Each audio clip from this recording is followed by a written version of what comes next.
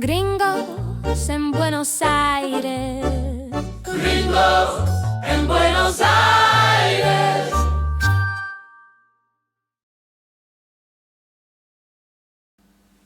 Welcome to the Gringos in Buenos Aires podcast, the podcast that brings expat life to you. I'm your host, Paul Perry, and today all right.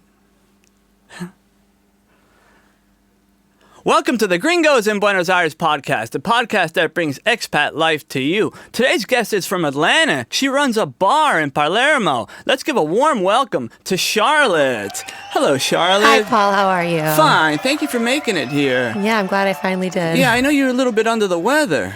I lost my voice this weekend. We had a long one and suffering through a little laryngitis, but I'm making it work. A long one where? So at the Classic Sports Bar. At the Classic bar Sports that Bar. I don't run, but I do run around acting like I run the place. Yeah, we had about 300 people show up for the Super Bowl this weekend. We're a bar that typically seats about 60 to 70 people, so it was a big one. Must have been intense. Yeah, no, but it was really fun. People just pouring out in the street. I'd say Bad Bunny won. No, you say Bad Bunny won. But if you're asking about the teams playing in the game, I would say the Seattle Seahawks won. The Seattle Seahawks won. Okay. He did. I watched it up to the third quarter. Then it was just lights out for me. It got interesting right after that. Oh, okay. All right, cool. So what's that like, working at a bar in Palermo? And how long you been working there? I've been working there for about 9 months now. 9 months. The bar will be 2 years old in May. I've been a regular there for much longer than that. I've been a regular there for about a year and a half, but I've been working there. I'm like the social director of the bar. My job is to make sure that everybody has a good time, that they come in, that they meet people, and mostly that they come back. Sure. So yeah, it's a really fun place to work. It's my dream job. Yeah. It's the thing I was made to do, and it's a wonderful bar to hang out at because there's so many regulars, a lot of expats, a lot of locals, a good mix of people. So yeah, it's a really I was going to ask really fun what spot. kind of crowd do you what kind of crowd do you get? Yeah, we get such a variety of people, and the people tend to find each other there. So there's a group of regulars that hangs out there, and it's just ever growing and ever changing and evolving. But it is just people from all walks of life. We have a lot of Canadians, people from the U.S., people from different parts of Europe, from all over the place. It's really just There's a lot of melting nightlife pot. around there. There's a lot of nightlife. There's a lot of nightlife. We often do, I like to call them field trips, where at the end of the night or on an off night, a bunch of the regulars or people that hang out at the bar, I'll just take a parade over to another bar or club and let everybody have a good time and experience something outside of the bar, but also get closer with the people there so that they make real friends. Cool. How long you been here? I have been in Buenos Aires for 2 years now. For 2 years. Yes. Always hanging out there at the Classic Bar. Mostly I'm at the Classic. I will say I'm a big bar fanatic. I travel around the world to go visit bars. Oh, okay. And so when I first came here, I was going to different cocktail bars that I knew. Sure. But I would only really make a couple of friends here and there. Sure. But while the Argentinian people are super, super warm, it can be really hard to make real good friends very easily because people have tight-knit circles. And it wasn't until I discovered the Classic that I started making, I used to call it the friend mill. Every time I go in there, I leave with new friends, 3 or 4 at least. Yeah. And so it became a place that I would go to. Like Cheers. Yeah, it's exactly like Cheers. It's a place I would go to automatically. Yeah. I just think like, oh, I'm going out, but I don't have anybody to go with. Want to get a drink? Where can I go? Sure. Oh, I'll just go by the Classic, see who's there, see who I know. And there'll always be somebody there that's a familiar face. Yeah, those are those landmark bars. I remember back in the day, I remember the Shamrock was the bar. Then you had Downtown Matias, and then you had the Casa Bar. So, each era has like its bar, where all the expats hang out. Yeah. When I first got here, and it took me 2 years to meet an expat. Really? To meet another American, let's say, another English speaker, because there was no, like we were talking, in another episode, and another dose with Christian, he knew people before he even got here, Yeah. Like, what made you decide Buenos Aires? Did you know people already? Well, I have a tattoo for what made me decide Buenos Aires. Uh-huh. This is, I don't know if you can see that on this Oh, little. you see her tattoo there? That's from Tres Monos. If you're It is familiar with the bar, it's one of the most famous, popular cocktail bars in the world. I actually met those guys in Australia, and they made a deal with me that if I would come to Argentina for their birthday that year, that I would be their guest. And in exchange, I let them hold my Fernet coin as collateral. And when I showed up that year, I knew all those guys, and they showed me this incredible hospitality I've ever seen. It was very Argentinian. And I was only planning on staying here for a week.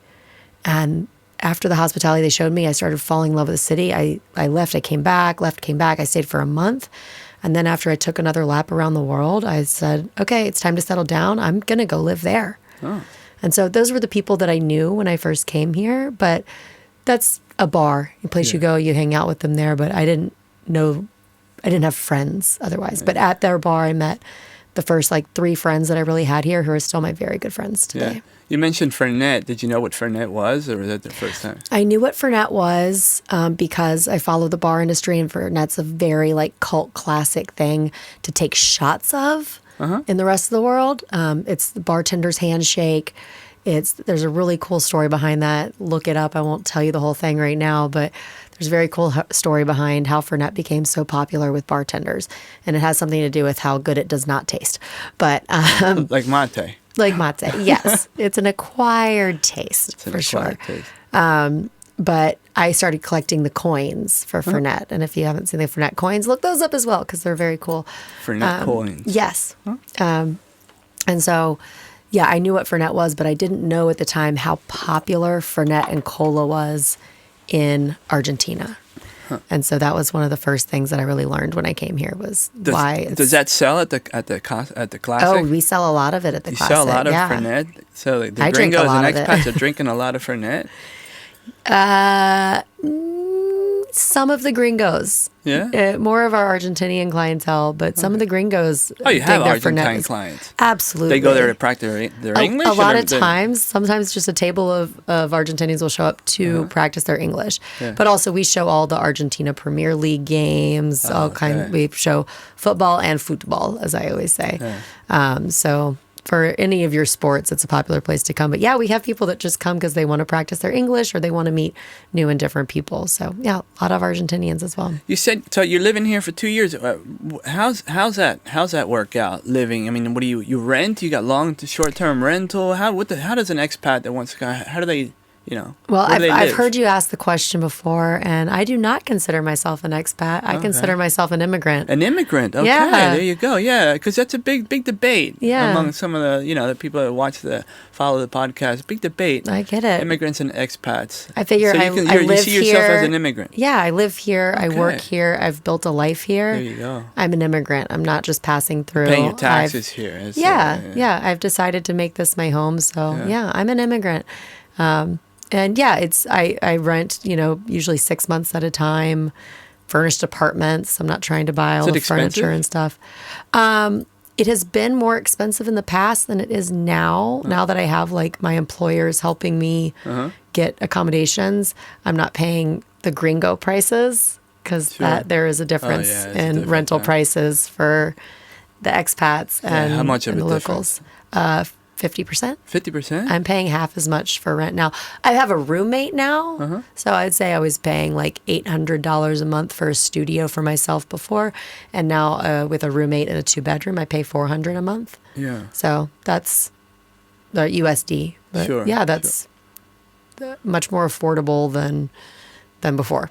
Yeah. So you've been around many bars around the world. And the bar scene here is really spectacular. The nightlife is spectacular. Absolutely. Would you say it's one of the best nightlifes in the world? Yeah, I mean, you got to compare it to cities like London and Singapore and New York City, but Argentina is really an oasis in South America. I would say Buenos Aires is responsible for bringing attention to the cocktail bar scene here, specifically Floreria Atlántico and Recoleta. They are really responsible for putting Argentina and Buenos Aires on the map globally for the cocktail scene. But when you get down here and you realize, this is a nighttime city. People go out until 7 o'clock in the morning. Nothing gets started till super late, but they take their nightlife seriously, and you cannot swing a dead cat without hitting a good time around here. You just got to know where to go. Yeah, so you recommend it. Oh, highly, yeah. Highly recommend it. I'm such a city girl. When I started my travels, I thought, oh, I'm a beach person. Put me in the sand, put me on the water, which don't get me wrong, I love. Sure. But I got to be in a big city. I got to be in a place with good restaurants, good bars, good nightlife, a lot of people. Yeah. And this city is great for that. Sure. And what do you do when you're not at the bar? Sleep. Sleep. I love the sleeping. Nightlife. It's every night. The nightlife, you got to sleep during the day. I sleep. I go to the gym or go for a run. I love the parks in the city. I absolutely love Parque Rosedal. I go there whenever I can to go for a run. I'd love to do more exploring around the city. Sure. If you can drag me out of bed to get me to do it, I'll go do it. But yeah, I spend a large portion of my life at bars. Yeah. Yeah. All right. And then, do you have live music at the Classic? So far, no, but I'm thinking about doing an open mic night. I think that would be a really fun thing, and you can ask your listeners if they would be into that sort of thing, because grab a guitar and a microphone, let people come up and show off their talent. Yeah, you could do stand-up. Yeah, you can do stand-up, you can do slam poetry if you want to. You can sing Billy Joel. Whatever the microphone does for you, I'd say come and do it. So that's something I'd really like to start up here in the next couple of weeks. Did you find the place okay? I know you mentioned Uber. Sometimes people ask me what my favorite and least favorite things about Buenos Aires are. One of my least favorite things is that there's the same street name and number all over the place. How many mitres are there? Yeah, 800 apparently, and this one is not the first one to come up. The first one to come up is over in Flores or something like that. Emilio Mitre. Yeah, so I get in the Uber and I put in that ad. I'm like, oh my God, this place is 30 minutes away. I had no idea. I thought it would be 10 minutes, and now I'm going to be there 20 minutes late. And then I get to the place I'm going, and it's a dog food store, and I was like, that doesn't seem right. No. Immediately sent a picture to Christian. He's like, that's not right. And then I got the right address from him, and another 20 minutes back this way. And so, yeah, only like an hour late today. Yeah. Which is pretty standard here, I think. I think it's pretty good. Yeah. Yeah, and it's not, it's customary, and for example, in Rio de Janeiro, it's customary to be half hour late. Okay. Here I'm not sure, but I find people, their punctuality to be getting better. Okay, that's good to hear. I think punctuality is getting better. But here it's always no pasa nada, está todo bien, se me complicó. I know. What's your favorite Argentine phrase, the porteño phrase? Che boludo. Che boludo. You give your clients a che boludo call? Never. No. Well, if they're a really good friend, which most of the clients are friends, but yeah. Do you hear the boludo word a lot? I hear boludo all the time, and it always gives me a chuckle, so that's why it's my favorite. I'm like, ooh, I know what you said. Do you understand it? Do you understand? Yes. Do you know how to use it as a verb? I know how to use it. I choose not to use it, but I get a good laugh out of it when I hear it, because I feel like people think I don't know what it means. Yeah, you have the verb boludear. Boludear, sí. Yeah. To kind of fuck around or to be an idiot. Yeah. That's cool. Do you speak Spanish? I do. Yeah. How'd you learn? I took 6 years in school when I was a kid, and then I studied for years on apps after that. And so I learned like all 14 tenses of verbs. And I mean, I learned a ton of Spanish, but I never was putting it into real practice until I lived here. A vacation in Spain or Mexico here and there. But this is the first time I've had to have like real life conversations in Spanish. And it's a completely different Spanish than what I learned growing up, because we learned Spain Spanish. Yeah. So they use different verbs, the sos vos, the sho cho sho. That is still, after 2 years living here, really hard for me to get around. Yeah. It's fine in every day. You go to a restaurant, bar, pharmacy, whatever, you can get around. But when I'm having to have serious conversations with my coworkers, I'm like, wait, are you asking me if I already put that on the tab, or if I'm going to put it on the tab, or if somebody else, like, I'm missing some nuances here and I really need clarification. All right. So. Yeah, it's hard getting used to. Yeah. Have you gotten used to the Hello Kiss? Oh, that I'm very used to now. Yes. Is that popular in other big cities and bars? You see a lot of. Yeah, everywhere except the U.S., really. Really? Yeah, I mean, Europe has their own hello and goodbye kisses. Different places do left or right or 2 or 3. So it can change. I believe even other parts of Argentina have different ways of doing it. Sure. But to me, I think it's just a nice, warm greeting. It's very personal. It's intimate, but it's so like when I go into the U.S. and people shake my hand, I'm like, oh, this is cold. No, I love the hello kiss greeting, but it is kind of a hard habit to kick when you leave. Yeah. And Do you people are get like, back what? Do you get back to the States much? I try not to. Try not to. Yeah, I don't have health insurance in the States. Oh. So I'm covered everywhere else, but not in the States. So How every about time here? I go, What happens if you get sick here? Yeah, I have health insurance. Oh, okay. Oh, cool. Yeah. So, and of course it's, it's very affordable health care. Do you have a here as it DNI? is. No. You don't need a DNI to get health insurance? Anybody? Oh, I carry global health insurance. Oh, okay. Yeah, just so that, because I do still travel a lot, so I just want to be covered. Do you everywhere recommend I go. people to get health insurance before they come here? Yeah, I mean, I've never actually used mine because I was very surprised to find Knock on in wood. every other country of the world, healthcare will not bankrupt you the way that it will in the U.S. So when I've had to go to a hospital here or there, it's usually $150 out of pocket. One time I got stung by a scorpion in my neck Here? in Mexico. Oh. And had to go to the emergency room for that. And was there for hours and IV fluids and all this different stuff. man. In the US, I mean, thousands of dollars that would have been. It was, I think, $120 out the door. So I've never even actually used my health insurance because it's got a big deductible. Yeah. It's just there in case something catastrophic happens. Yeah, and plus here you got some public health care. It's pretty good in the city. There is. I've used public health care. Yeah. Yeah, emergency situations. Yeah, absolutely. Pretty, get you, cool, keep you afloat. And is it tough running a bar? No, I mean, it's energy here in draining the and city, there's as stress opposed- is it- associated with it. And again, I wouldn't say that I run the place because okay. it's got owners and managers. Oh, Really, my okay. job is just the social director. Oh, cool. But I take responsibility for it. I think it's my job to ensure that the bar succeeds Yeah. and to make sure that people get really good service and have a really good time. So I carry that with me to bed at night. I have stress dreams about, somebody needing a vodka soda and I can't find the vodka and the bar's piling up with people and what am I going to do? That's dedication. Yeah, or people showing up at the door. We don't have everything ready to go. Sure. I stress about that. I had stress dreams about the Super Bowl. There's a lot. And the Super Bowl almost did kill us. We took over the restaurant next door. Because I think I was expecting 100 people and we had 300. But we asked the bar next door if we could use their patio, and then people started showing up just in floods. And we were like, okay, we need the inside of your restaurant too. Sure. And we had hung a TV up outside earlier in the day, and it burnt. Yeah. It burnt up in the sun. And we had to go to my apartment and take the TV from my apartment Sure. and come and hang it up. That's the kind of stuff that gives me stress dreams. I'm like, what if we promised all these people tables and now we don't have a TV for them to watch the Super Bowl? So yeah, there's stress associated with it, but it's the Sure. best job in the world. Comes with the to me. territory. Absolutely. Yeah. And it wouldn't be worth doing if it was, too easy. I wanted to ask you, what do you miss about the States? You miss anything from the States? Trader Joe's. Trader Joe's?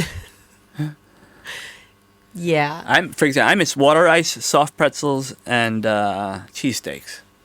That's about all. We got cheesesteaks at the Classic. Really? Yeah. Philly cheesesteak? Philly cheesesteaks, and people actually love them. Really? They rave about them. I worked at the Knicks, which is a block before Pat's. Oh yeah, I'm gonna buy you one next time you come to the bar. I'm gonna get you a Philly cheesesteak. for sure. I know my cheesesteaks. Yeah, if you're missing food from the U.S., we're the place to come to because you'll get What else you got? solid buffalo chicken wings. I mean, we bring the sauce in from Buffalo. It is legit. Our cheeseburgers, a double cheeseburger with bacon, doesn't get much more American than that. And what's your favorite Argentine food? steak? Steak? Yeah, I mean, I'm obsessed with empanadas, but I know it sounds like I'm just plugging the bar. I swear to God, maybe it's just because I'm there all the time.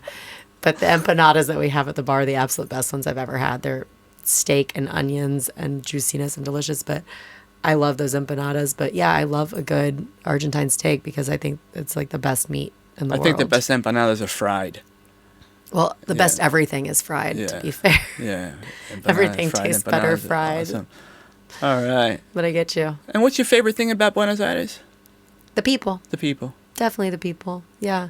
I've always been impressed by the Argentinian people and the people in the city, how resilient they are, how hardworking and friendly and warm and welcoming. Yeah. You can't beat people, you know, that and Cool. the bars. Yeah. Have you been to any other bars in Argentina? Any other bars? Bars in Argentina, like, I don't know, in other cities? Oh, sure. Yeah. In Mendoza and Mar del Plata, Okay. I visited around their top cocktail bars there. Uh-huh. There's one I forget the name of the one in Mendoza that I really liked. Sorry. Mendoza, Mar But del yeah, Plata. in Mar del Plata, they've got a lot to choose from. The Tiki Bar is a really fun place to go. You got Gin Toneria there. So yeah, the Nice. city does they take their drinks seriously, and I respect that. Yeah. Yeah. That's cool. It's good drinking culture. Absolutely. Yeah. But those are the only other places I've been in Argentina. Because I travel so much outside of the country, I haven't had a lot of chance to travel within. All right.